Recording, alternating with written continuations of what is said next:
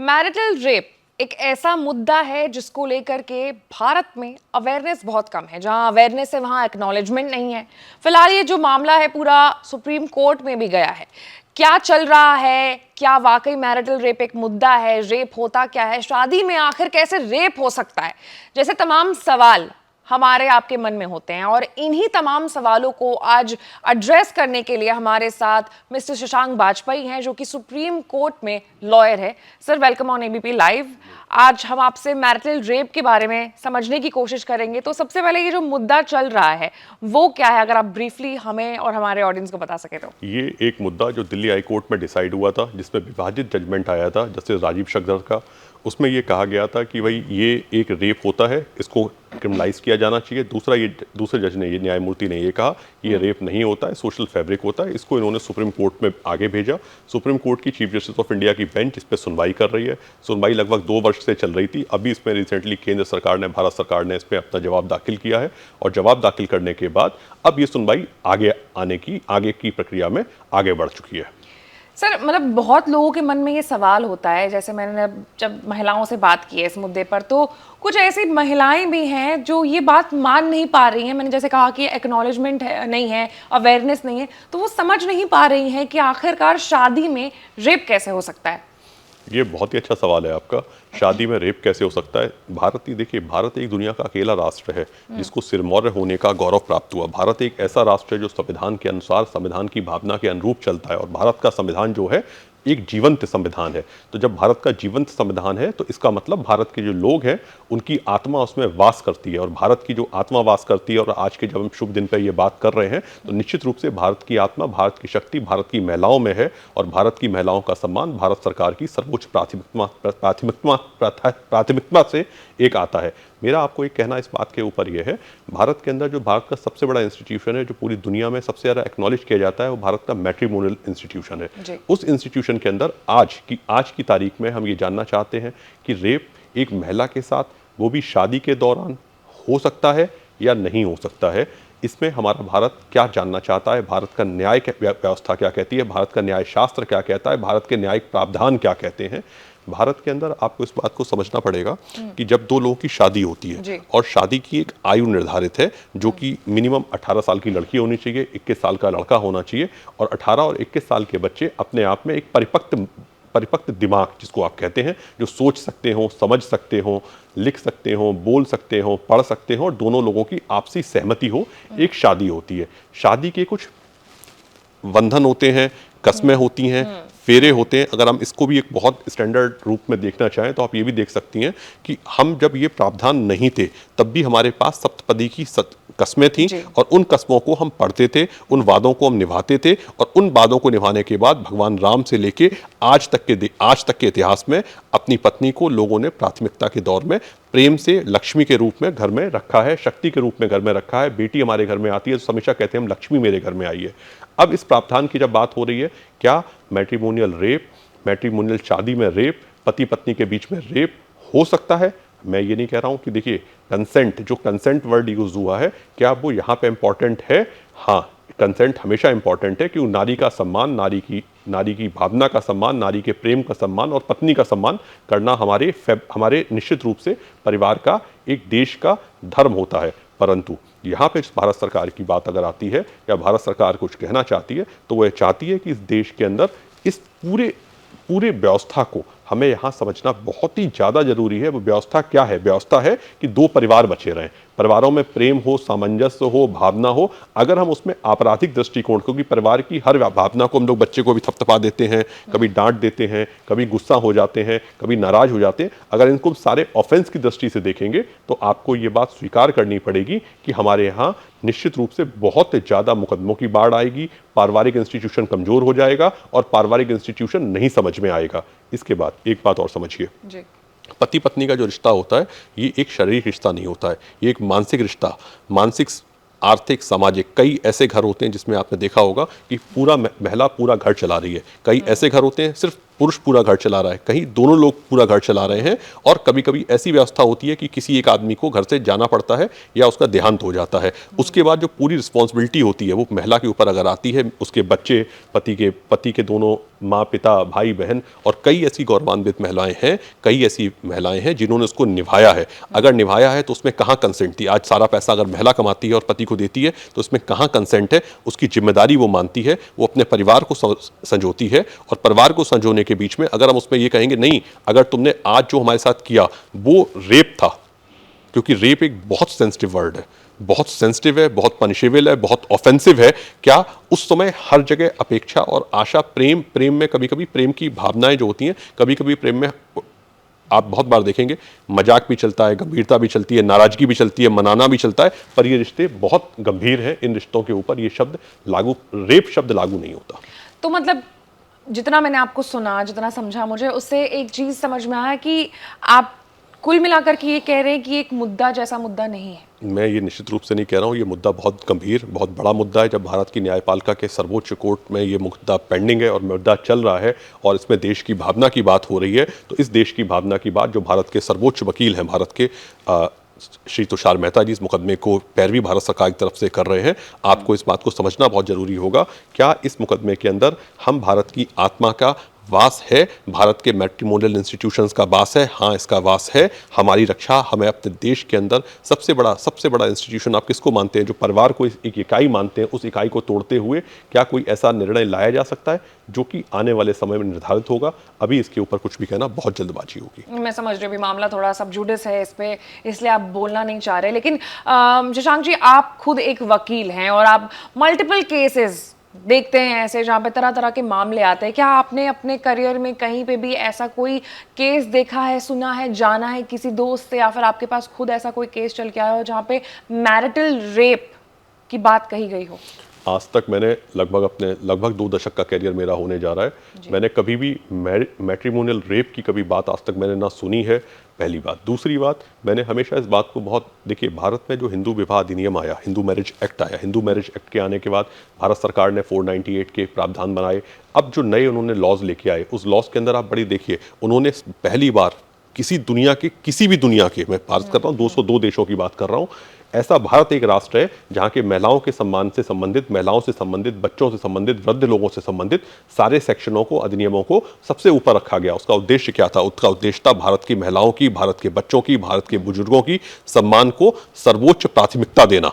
अगर आज आप उस प्राथमिकता की बात करती हैं तो आप हमसे ये कहेंगी कि मैरिज, भारत सरकार क्या चाहेगी? भारत सरकार हमेशा ये चाहेगी कि हमें इस देश के अंदर भारत की महिलाओं के, और भारत का जो हमारा दुनिया में सबसे बड़ी चीज़ भारत की क्या है? भारत के संस्कार, भारत की समृद्धि। और भारत की समृद्धि कहाँ से जागृत होती है?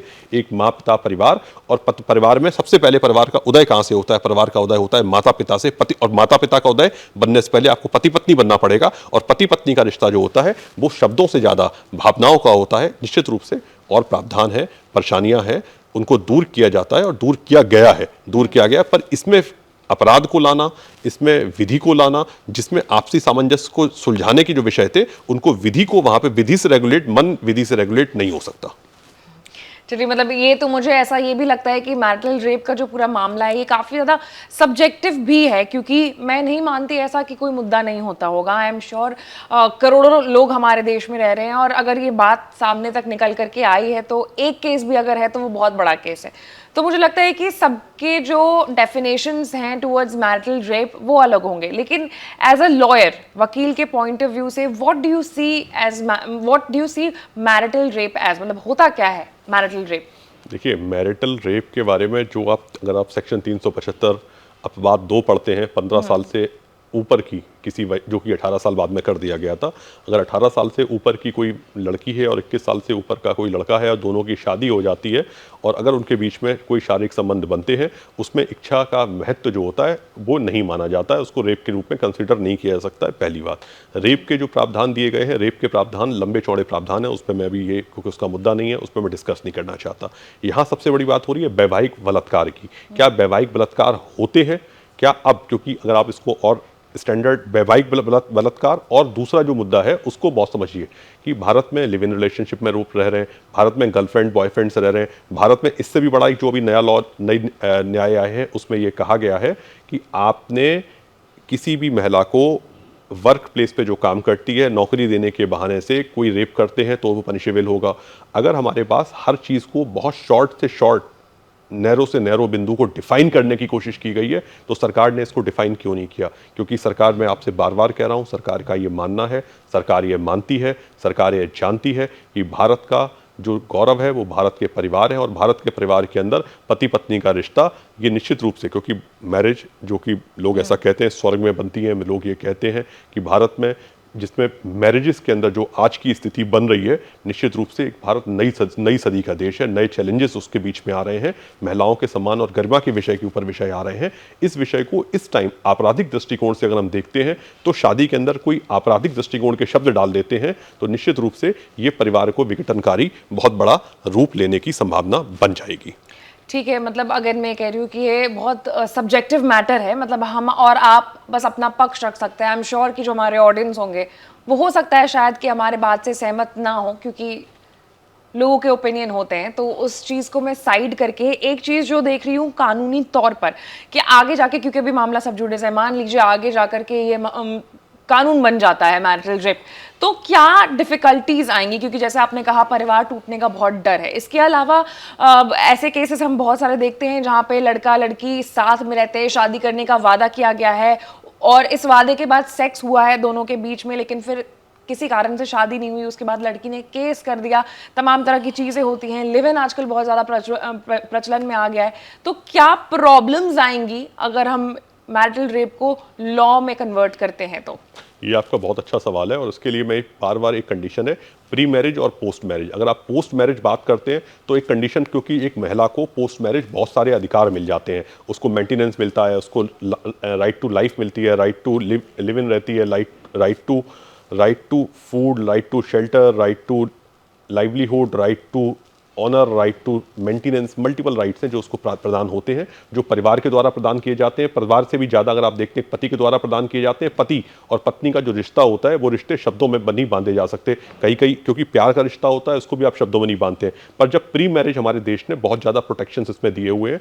जहाँ प्रोटेक्शन की बात है, अगर आपको कंसेंट के बिना रेप करते हैं, फोर्सफुल रेप करते हैं, उसमें बहुत सीरियस ऑफेंस है, जो कि, और सीरियस ऑफेंस में मृत्युदंड तक का प्रावधान किया गया है। उस प्रावधान के बाद लोगों के मन में, क्योंकि अपराध का उद्देश्य क्या होता है, अपराध का उद्देश्य होता है कि आपराधिकता की को अंत करना, आपराधिक को, जो अपराध हुए हैं उन अपराधों को देखना और अपराधों को समझना, और अपराधों के बाद क्या वो भारतीय व्यवस्था के अंदर वो अपराध स्वीकार है। हाँ, वो अपराध अगर स्वीकार हैं तो उनका दंड का प्रावधान है, और दंड कैसा होना चाहिए, दंडात्मक, इतना ज़्यादा दंड होना चाहिए कि व्यक्ति को वह अपराध करने से बहुत डर लगे, पहली बात। दूसरी बात, भारतीय अस्मिता की जहाँ बात करती हैं आप बार बार, अगर हम अस्मिता की बात करते हैं तो, क्योंकि जब मैंने अपना पूरा टॉपिक स्टार्ट किया है तो स्टार्ट करने के पहले ये शब्द विशेष रूप से आपसे कहे हैं कि भारत में महिला का सम्मान, महिला के प्रति सम्मान, और महिला के पुरुष के द्वारा और पुरुष के परिवार के द्वारा महिला के सम्मान की प्राथमिकता दी गई है। इसीलिए हम नारी शक्ति भारत में 9 दुर्गों का फास्ट रखते हैं, 9 दिन की। कौन सा आपने देखा है कि भारत में पुरुष प्रधान फास्ट होते हैं?